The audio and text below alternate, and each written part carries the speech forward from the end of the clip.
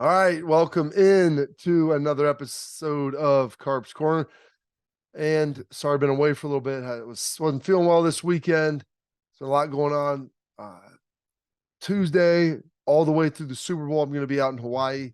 We're traveling here or there. It's part of a USO like Goodwill tour to go visit some of the troops out there and put on some camps, do a Super Bowl watch party.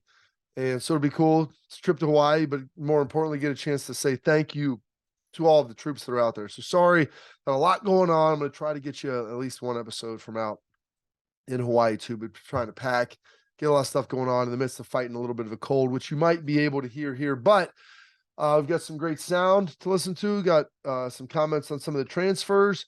OSU bolstering their cornerback depth, which they really needed, only having 5 scholarship corners, I believe, heading into the spring. Now they'll be having a 6th. And and a couple more guys obviously come around the summer, but you always want to be able to have depth, and especially in the spring, you're going to need it. So National Signing Day, which was uneventful, given the fact that no one's signing anymore, 95% of all the guys sign early, but it's a time coaches go out and they have some availability. So we get a chance to hear from some of the coaches and hear some of their sound. So we're going to get a chance to dive into that. And the return home, I've talked about this a lot with James Laurinitis coming back. Very excited about this. And, some of his thoughts as to, why he's back here and there. Knowles, his thoughts on having James here. Brian Hartline on the wide receiver room and the competitive. And Ryan Day on, portal recruiting, keeping culture, how that all works. So, getting to all that, listen to that. And then we got some other things to hit on as far as, Bama's got their staff shirt up from the coordinator position. That means Notre Dame's got to obviously answer some questions, and we'll get into what that means for my guy Marcus Freeman up there, former Buckeye. Always a Buckeye, just the head coach of the Fighting Irish now. But I want to dive into this first and foremost. My man James talking about his time here at Ohio State, what he wants to be able to do, why he gets into coaching, and why this was such a good move for him. Alma mater, obviously it's I love the game of football, and I love working with young people. So that's why I got into coaching. You want to impact the kids on the field, but more importantly, you want them to leave after building relationships with them as better men, and as hopefully give them an example of what being a good husband and father can be. The same thing that Luke Fickle did for me, and same thing Jim Tressel did for me. You pair that with your alma mater, you pair that with Columbus, Ohio. When it became something that could happen, I asked my wife and our girls, and it was pure giddiness at that point that we could be coming back home. So it was a great opportunity, and thankful for Coach Day for providing it. It's pretty important to hear some things there. Love of football, love of young people, impacts relationships, being able to coach at your alma mater. And I always say that that's not, when you start recruiting, then that's not, selling, that's telling about your experiences. The same thing, Brian Hartline. But when he brings up, the impact that Fick had with him and the impact Tress had with him and making them be better young people, better fathers, better citizens, like that's the stuff that resonates. And, you don't necessarily always realize it when you're young, but as you get there and you begin to connect, because those are people that do that they really care about you. But coming here, though, James knew he needed a defined role. He had a lot of opportunity at Notre Dame, so he needed to have a defined role and what that was ultimately going to look like. Let's take a listen. Just wanted to know, how much flexibility I would have to help with the linebackers. Coach Knowles is, from everything I've heard, a fantastic and brilliant mind. So being able to have an influence on the room, and obviously working, under Coach Knowles will be a big part of that. But I had a lot of responsibility in South Bend with the linebacker room, and look forward to kind of earning everybody's trust, here in the building, and kind of learning his scheme and how he wants to go about things. This is one of the things you love about James Laurinitis. He wanted to know what his role was. He knew he had a lot of influence at Notre Dame and a lot of influence on the room, but he wanted to come here. He wanted to earn it. Show everybody that, he had knowledge to be able to provide, wanted to learn from Jim Knowles, pick up the system, understand how all that works, and make sure that Knowles was comfortable enough with him to be able to kind of give him the reins over that position group while he administered over the rest of the defense on a higher level. And so James understands nothing is given, everything is earned. And I think that that's incredibly paramount and important. And with that, then we'll listen to Jim Knowles talking about James and some of the things that he thinks he can bring to the room and what he can also be. It's always exciting when you have a guy to come in and coach with you who's also has his picture on your wall, you know. I've seen the guy every day for a year, so now to meet him in person, he's a legend, All-American, pro, Buckeye, you know, and having a veteran core of linebackers coming back, I think it's good to have someone come in who can, you know, work with them individually, technique-wise, and maybe do some different things that I've done, you know. So I'm interested to see what he brings in terms of technique, less on the system, but more on, you know, how he actually played the position and the things that he believes in. All-American, legend, pro, everything, award winner. Heck, you know, he drops his face has been on the wall, and it's cool. And one thing that they did a great job was of putting a lot of the former players in there, All-Americans, award winners, you know, from the past 50 years on the wall. And linebacker room's got a lot of it. I'm fortunate enough to be a small part of that room in there. James predominantly plays Spiels, AJ, I mean, all the guys, Cat, you know, I mean, Pepper, I mean, all these guys. It's a great room to be a part of.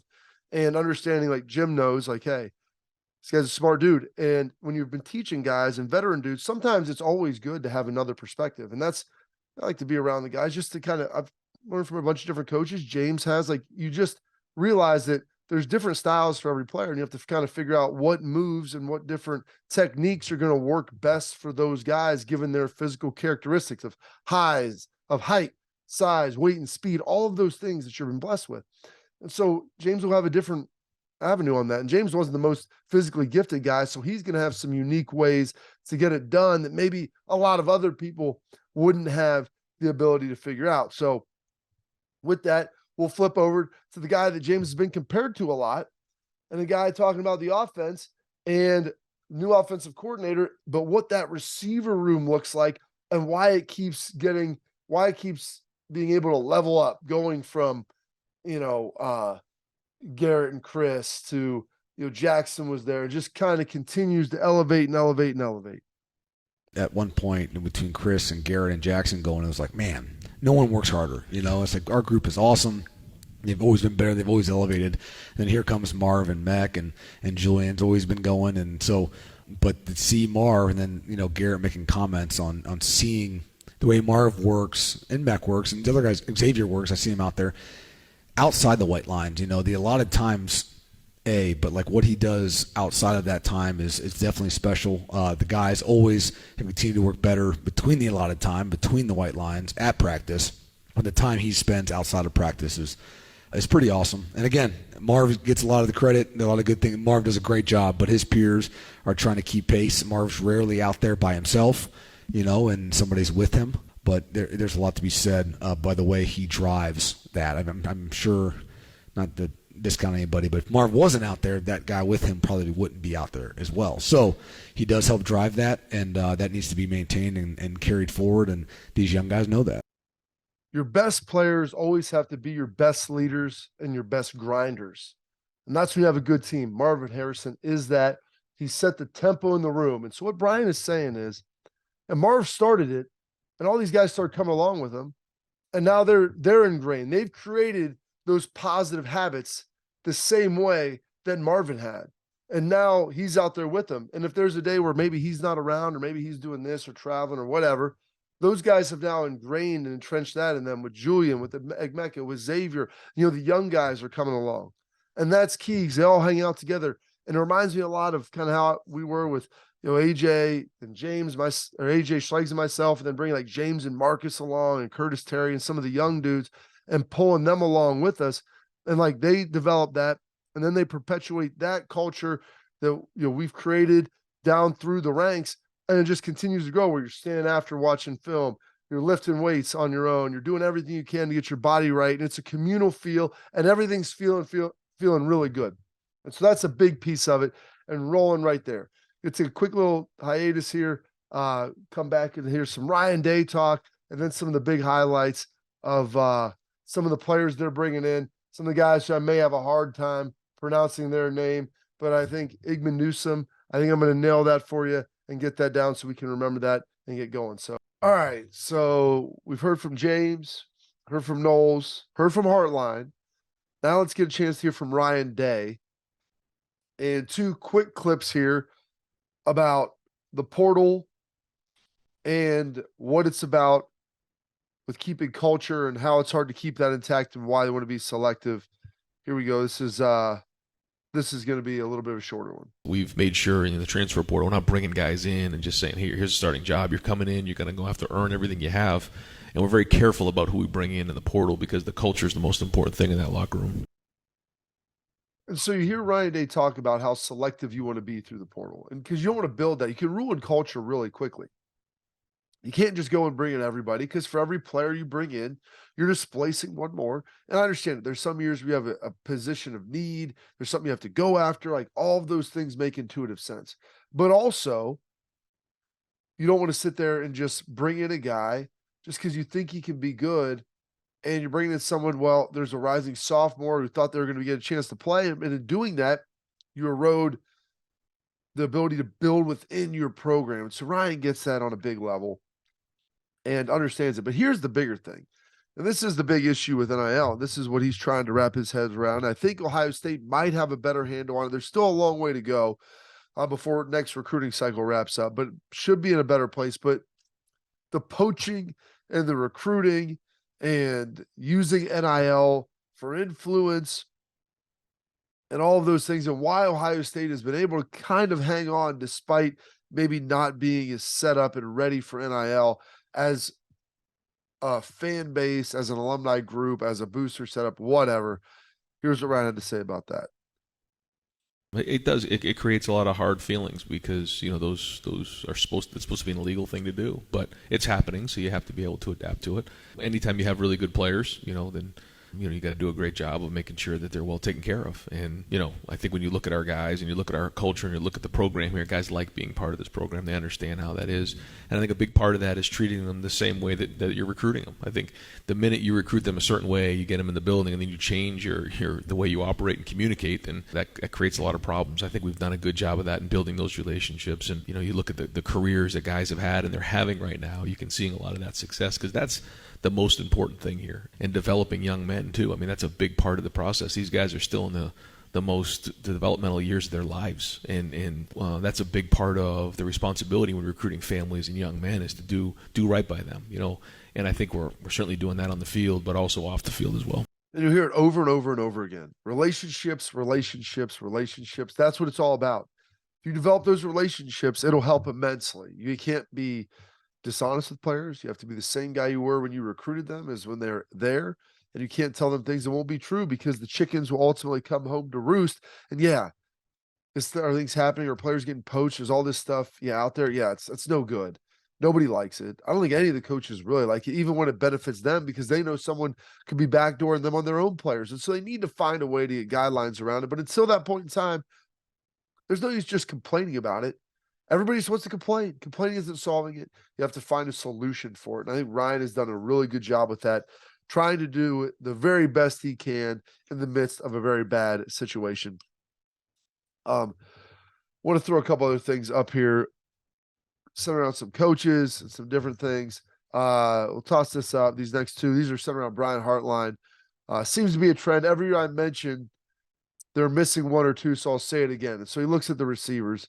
As he looked at the 2021 season, they talked about Olave, talked about Wilson, forgot Jackson Smith and Jigba, and then you start talking about 2022, Jackson Smith and Jigba's at the top. You don't even end up playing, but they left off Marvin Harrison. And then this year it's like, okay, you've got Marvin Harrison, and then we'll throw this up here. Some have Marvin Harrison, some have Emeka Ibuka, but Julian Fleming should be on there. And this is the thing, like Hartline's like, listen, we got all these great players. Don't just penalize the second or third guy because they're behind one or two guys that are fantastic when they're right there as well. And that's how you continue to stack these guys year over year over year, and to do so in an incredibly impressive fashion. And so this year's receiving core, I mean, it could be the best. I mean, it's crazy to say that when you start talking about having Olave, Wilson, Jackson Smith, and Jigba. And then last year, with Marvin, if Jackson would have been healthy, but this year with Marvin and Mecca and what Julian Fleming's bringing to the table, like as well as some of those young crop of guys, Xavier Johnson, like it's very, very impressive.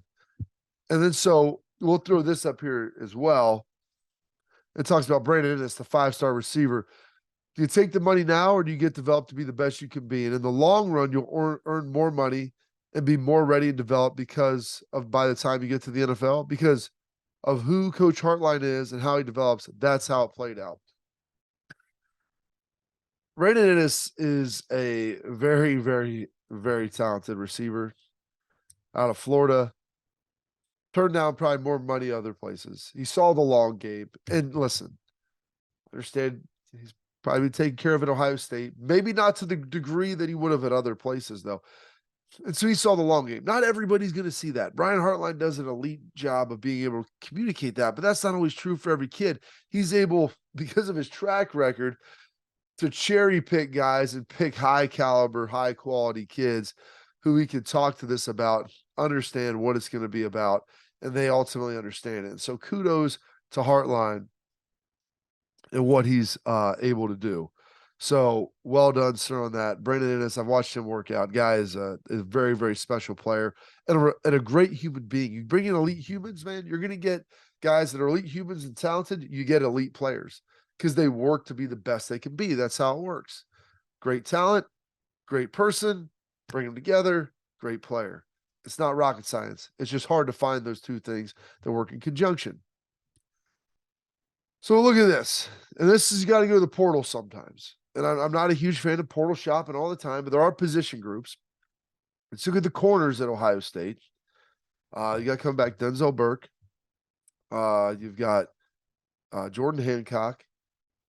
You've got Jaylen Brown. Who am I forgetting? Jaylen Brown. I know I'm forgetting one more. This is going to drive me nuts. Because Cam Brown was the only one that left. Oh, J.K. Johnson left as well. I know I'm leaving someone out in there. But not a ton of corner depth going in to this season, this spring.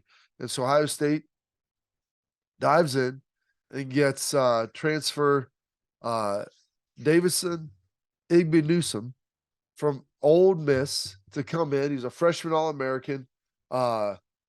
He's obviously going to be coming in. They've got Jermaine Matthews, Calvin Simpsons Hunt that are going to be coming in the summer, so they'll be here. And then Jihad Carter, the safety, coming in from Syracuse. Both of those guys were freshman All-Americans. That should help a lot, should provide some depth. Safety room is going to be a battle inside for those three interior positions. Then on the outside, you have to find some guys. Because like I said, Cam Brown's on his way.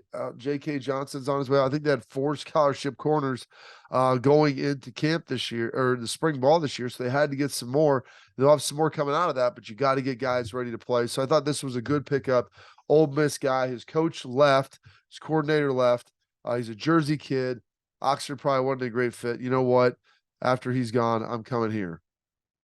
Then a couple more coaching news. Team up north expected to hire Ole Miss defensive coordinator Chris Partridge as an assistant coach.